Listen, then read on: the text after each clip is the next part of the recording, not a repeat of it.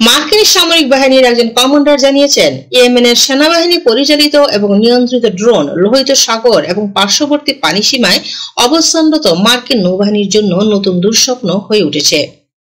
US career strike group 2 এর commander rear Adam mark মিকুয়েজ বার্তা সংস্থা অ্যাসোসিয়েটেড প্রেস বা এপিকে জানিয়েছেন, বোমা বোঝাই একটি ড্রোন খুব দ্রুত গতিতে ছুটে আসছে। এটি সবচেয়ে ভীতিকর পরিস্থিতির মধ্যে একটি।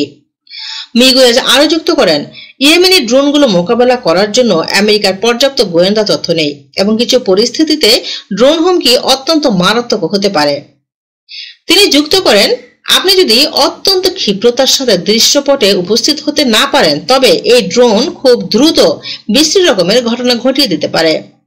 ইয়েমেনের আঞ্চলিক পানি সীমায় মার্কিন বাহিনীর সাথে হুথি আনসারুল্লাহ আন্দোলন সমর্থিত সামরিক বাহিনীর সংঘাত অব্যাহত রয়েছে।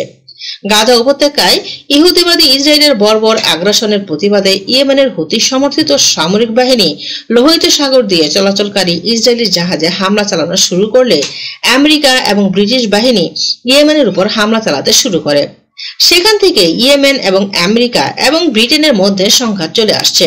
এক পর্যায়ে ইয়েমেন ঘোষণা করে যে লোহিত সাগরে এবং আশেপাশের অঞ্চলে আমেরিকা এবং ব্রিটেনের সব ধরনের জাহাজ হুথিদের বৈধ লক্ষ্যবস্তু।